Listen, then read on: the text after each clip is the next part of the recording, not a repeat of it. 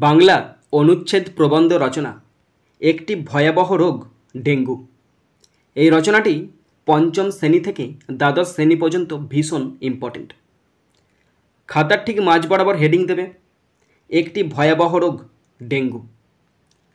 রচনার প্রথম main point ভূমিকা। নেক্সট পয়েন্ট ডেঙ্গুর উৎপত্তি ও বিস্তার, ডেঙ্গুর প্রকারভেদ, লক্ষণ ও উপসর্গ, রোগ নির্ণয়, চিকিৎসা ব্যবস্থা, প্রতিরোধমূলক ব্যবস্থা, ভারতের প্রেক্ষাপটে ডেঙ্গু, সামাজিক ও অর্থনৈতিক প্রভাব, শেষ পয়েন্ট উপসংহার। প্রথম পয়েন্ট ভূমিকা। বর্তমান সময়ে আমাদের দেশে স্বাস্থ্য সমস্যার অন্যতম কারণ সংক্রামক রোগ। তন্মধ্যে ডেঙ্গু এক ভয়াবহ ও মরণঘাতী রোগ হিসেবে সুপরিচিত। প্রতি বছর ভারতের বহু মানুষ এই রোগে আক্রান্ত হয় এবং বহু মূল্যবান প্রাণ হারায়। বিশেষ করে বর্ষার মৌসুমে ডেঙ্গুর প্রকোপ বহু গুণে বেড়ে যায়। শহরাঞ্চল থেকে গ্রামাঞ্চল সর্বত্র ডেঙ্গুর আতঙ্ক ছড়িয়ে পড়ে। রোগটির দ্রুত বিস্তার এবং প্রতিকারের সীমাবদ্ধতা একে স্বাস্থ্য ব্যবস্থার জন্য চ্যালেঞ্জ হিসেবে তুলে ধরেছে। তাই ডেঙ্গু নিয়ে সচেতনতা গড়ে তোলা অত্যন্ত জরুরি। নেক্সট মেন পয়েন্ট ডেঙ্গুর উৎপত্তি ও বিস্তার। ডেঙ্গু একটি ভাইরাল সংক্রমণ যা এডিস ইজিপ্টি নামক মশার কামড়ে মানুষের মধ্যে ছড়ায়। এই মশা দিনের বেলায় বেশি সক্রিয় থাকে এবং সাধারণত জমা বিশুদ্ধ বা স্বচ্ছ জলেতে ডিম পাড়ে। ভারতে প্রথম ডেঙ্গুর প্রাদুর্ভাব 19 শতকের মাঝামাঝি সময়ে দেখা যায়। তারপর সময়ের সঙ্গে সঙ্গে এর বিস্তার বেড়েছে।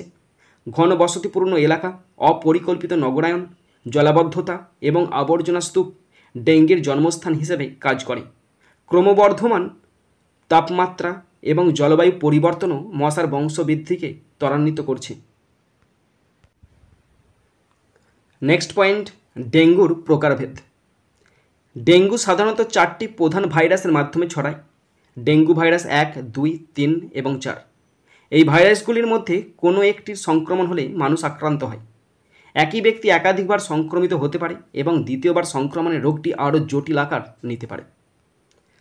সাধারণ ডেঙ্গু ফিভারের পাশাপাশি ডেঙ্গু হেমোরেজিক ফিভার এবং ডেঙ্গু শক সিন্ড্রোম মারাত্মক রূপ হিসেবে পরিচিত।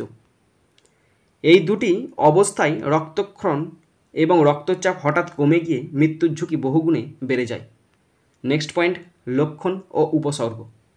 ডেঙ্গুর প্রাথমিক লক্ষণ হলো হঠাৎ জ্বর, যা 104 ডিগ্রি ফারেনহাইট বা তারও বেশি হতে পারে।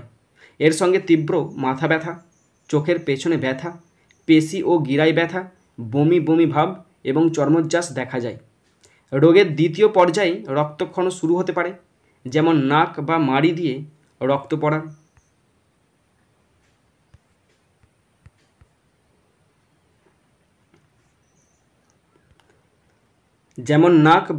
রক্ত পড়া, বমিতে রক্ত, কালো মল। শিশু এবং বয়স্করা তুলনামূলকভাবে বেশি ঝুঁকিতে থাকে। ডেঙ্গু শক সিন্ড্রোম হলে হঠাৎ রক্তচাপ পতন, শ্বাসকষ্ট, অজ্ঞান হয়ে যাওয়া ইত্যাদি বিপজ্জনক উপসর্গ দেখা দেয়। নেক্সট পয়েন্ট রোগ নির্ণয়। ডেঙ্গু নির্ণয়ের জন্য চিকিৎসক রোগীর উপসর্গ পর্যবেক্ষণ করেন। পাশাপাশি রক্ত পরীক্ষা করা হয়, এতে প্লেটলেটের সংখ্যা কমে যায়। NS1 অ্যান্টিজেন টেস্ট এবং IgG অ্যান্টিবডি টেস্ট ডেঙ্গু শনাক্ত করতে ব্যবহৃত হয়। প্রয়োজন হলে CBC এবং লিভারের কার্যক্ষমতার পরীক্ষা করা হয়। সঠিক সময় সঠিক পরীক্ষা করা না হলে রোগ জটিল আকার নিতে পারে। তাই উপসর্গ দেখা মাত্রই চিকিৎসকের পরামর্শ নেওয়া বাঞ্ছনীয়। নেক্সট মেন পয়েন্ট চিকিৎসা ব্যবস্থা। ডেঙ্গুর নির্দিষ্ট কোনো অ্যান্টিভাইরাল ওষুধ নেই। মূলত উপসর্গ ভিত্তিক চিকিৎসাই একমাত্র ভরসা।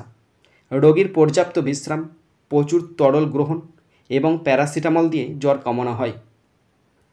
অ্যাসপিরিন এবং ইবুপ্রোফেন নিষিদ্ধ, কারণ এগুলি রক্তক্ষরণ বাড়াতে পারে।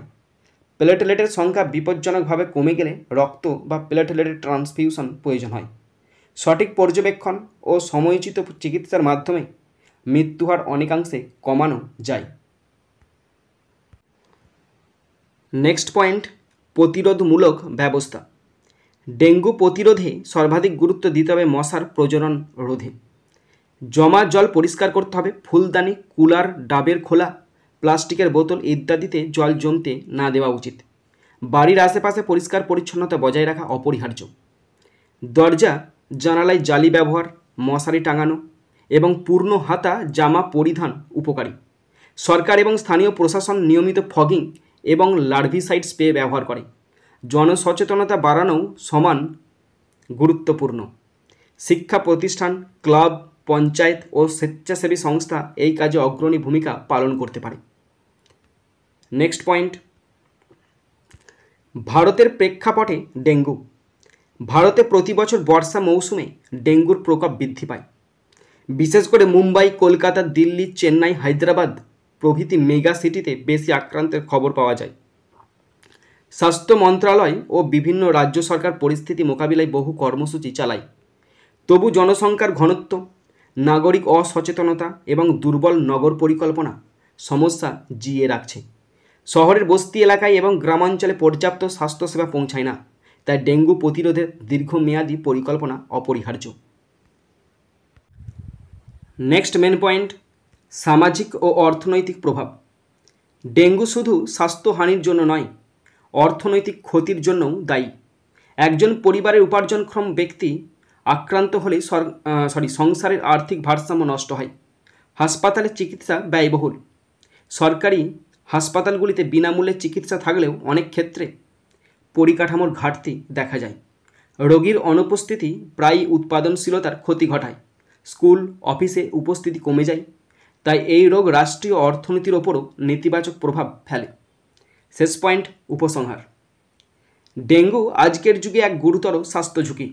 এর প্রতিকার এবং নিয়ন্ত্রণ স্বাস্থ্য বিভাগ, স্থানীয় প্রশাসন এবং সাধারণ মানুষের সম্মিলিত প্রচেষ্টার ওপর নির্ভর করে। সচেতনতা, পরিষ্কার পরিচ্ছন্নতা এবং সঠিক চিকিৎসা গ্রহণই ডেঙ্গুর বিরুদ্ধে সেরা অস্ত্র। আমাদের মনে রাখতে হবে, ছোট মশার কামড়ই বড় বিপদ ডেকে আসে। তাই প্রতিরোধমূলক ব্যবস্থার প্রতি গুরুত্ব দেওয়া প্রতিটি নাগরিকের কর্তব্য। রোগ হলে চিকিৎসা নয়, রোগের আগে প্রতিরোধ। এই নীতি ডেঙ্গু নির্মূলের মূল চাবিকাঠি। সমাজ, প্রশাসন এবং স্বাস্থ্যকর্মীদের ঐক্যবদ্ধ প্রচেষ্টায় আমরা এই ভয়াবহ রোগের করাল গ্রাস থেকে মানুষকে রক্ষা করতে পারব।